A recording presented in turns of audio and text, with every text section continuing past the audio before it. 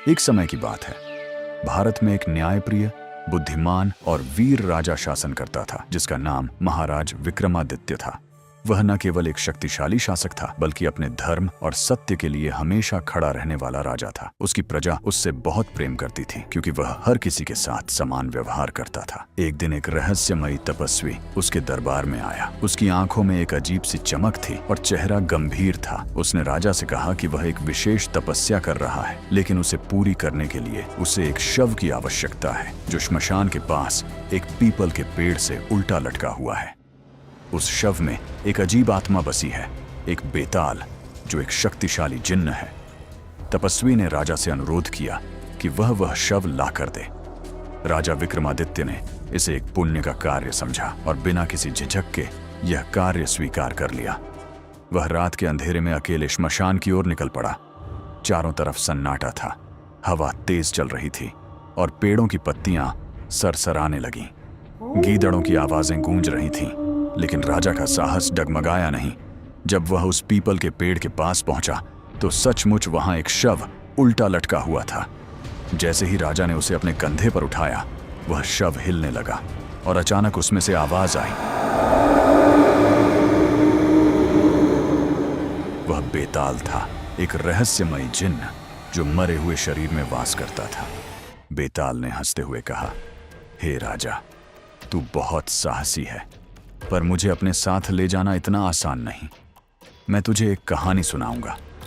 अगर तू कहानी का उत्तर जानते हुए भी नहीं देगा तो तेरा सिर फट जाएगा, और अगर उत्तर दे दिया तो मैं फिर उसी पेड़ पर लौट जाऊंगा।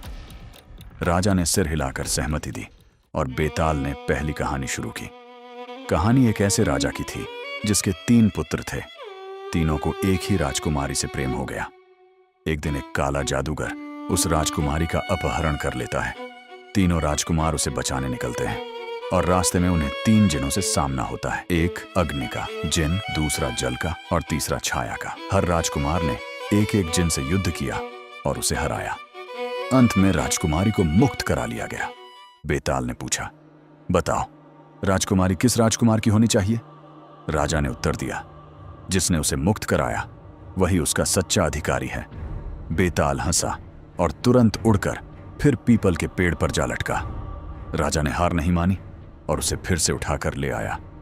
इस बार बेताल ने एक नई कहानी शुरू की। कहानी एक ऐसे गांव की थी जहां 3 जिन्हों ने कब्जा कर रखा था। ये जिन्न लोगों के दिलों के विचार पढ़ सकते थे। सभी लोग उनसे डरते थे। एक गरीब किसान ने राजा से सहायता मांगी। राजा तुरंत गांव पहुंचा। जब जिन्होंने उसके मन को पढ़ना चाहा तो उन्हें उसमें न कोई डर मिला, न लालच और न ही कोई फरेब। वे हैरान रह गए। राजा ने उन्हें समझाया कि यदि वे शांति से रहें तो लोग उनसे नफरत नहीं करेंगे। जिन्होंने राजा की बात मानी और गांव को छोड़ दिया। बेताल ने पूछा, क्या यह विजय थी या समझौता? राजा ने कहा, यह असली विजय है, जब दुश्मन मित्र बन जाए। बेताल फिर से प्रसन्न होकर उड़ गया, लेकिन राजा ने फिर हार नहीं मानी।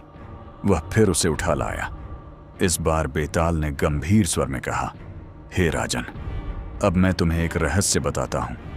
जिसने तुम्हें मेरे पीछे भेजा है वह कोई सच्चा तपस्वी नहीं, बल्कि एक काला जादूगर है।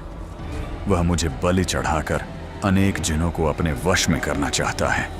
अगर तुमने मुझे उसके हवाले किया तो वह तुम्हें भी मार डालेगा और पूरी दुनिया को गुलाम बना लेगा। यह सुनकर राजा चौंक गया, लेकिन उसने धैर्य नहीं खोया। वह बेताल को लेकर उस तपस्वी के पास पहुंचा और जैसे ही वह जादू पढ़ने लगा, राजा ने तलवार निकालकर उसे मार डाला।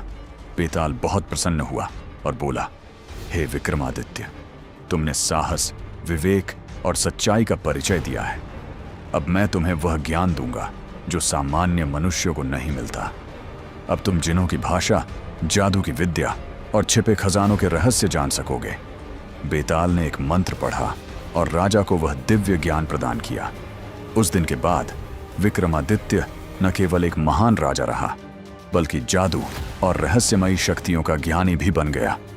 उसने इस ज्ञान का उपयोग केवल भलाई के लिए किया और बेताल उसका सच्चा मित्र बन गया।